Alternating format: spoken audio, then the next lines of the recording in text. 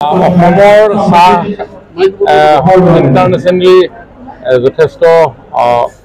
সমাদৰ লাভ কৰি আহিছে আৰু এই চাহৰ গুণগত মানদণ্ড আৰু অধিক উন্নীত কৰিবৰ কাৰণে ভাৰত চৰকাৰৰ টি বোৰ্ডে বিভিন্ন ধৰণৰ মাজে সময়ে SOP প্ৰদান কৰি আহিছে আৰু তাৰ ভিতৰত অন্যতম এটা হ'ল যে আমাৰ চাহত ব্যৱহৃত বিভিন্ন ধৰণৰ যিসমূহ পেষ্টিচাইড আছে সেইসমূহৰ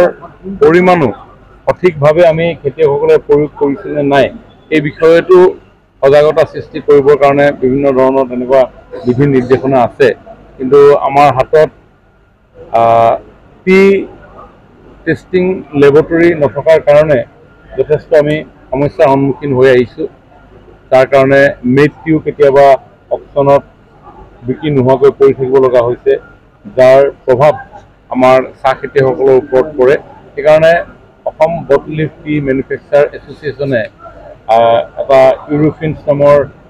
কোম্পানীৰ লগত বুজাবুজি কৰি চাহ এটা পৰীক্ষাগাৰ মেড টি আৰু গ্ৰীণ লিফ পৰীক্ষাগাৰ ইয়াতে আজি এই স্থানত আনি সংস্থাপন কৰিছে যাৰ জৰিয়তে আমাৰ ক্ষুদ্ৰ চাহ খেতিয়কসকলৰ পাত সংগ্ৰহ কৰি সেই পাতত কিমান কি পৰিমাণৰ দ্ৰব্য আছে সেই কথা জানিব পৰা যাব আৰু তাৰ লগে লগে মেড টি পৰীক্ষাৰ জৰিয়তে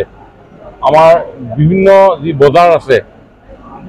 বিশেষভাৱে বিদেশৰ যিসমূহ বজাৰ সেই বজাৰসমূহৰ বায়াৰ্ছসকলে কেনেধৰণৰ চাহ বিচাৰে আৰু কেনেধৰণৰ চাহত কি পৰিমাণৰ কোনবিলাক কণ্টেইন থাকিলে সেই বজাৰ সমাদৰ লাভ কৰিব পৰা যায় তেনেকুৱা ধৰণৰ ইনফৰমেশ্যনো এই পৰীক্ষাগাৰৰ পৰা আমাৰ বটলিফ মেনুফেকচাৰৰ পৰা পাবৰ কাৰণে সক্ষম হ'ব আজি এইটো আমাৰ বটলিফ টি মেনুফেকচাৰ এছ'চিয়েশ্যনে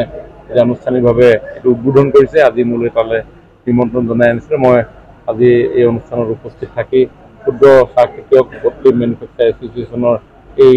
দীৰ্ঘদিনৰ এটা সমস্যা সমাধানৰ কাৰণে যি পদক্ষেপ গ্ৰহণ কৰিছে মই ভাবোঁ পৰৱৰ্তী অনাগত দিনত এই ক্ষেত্ৰত সফল কাম হ'ব পাৰিব। চৰকাৰীভাৱে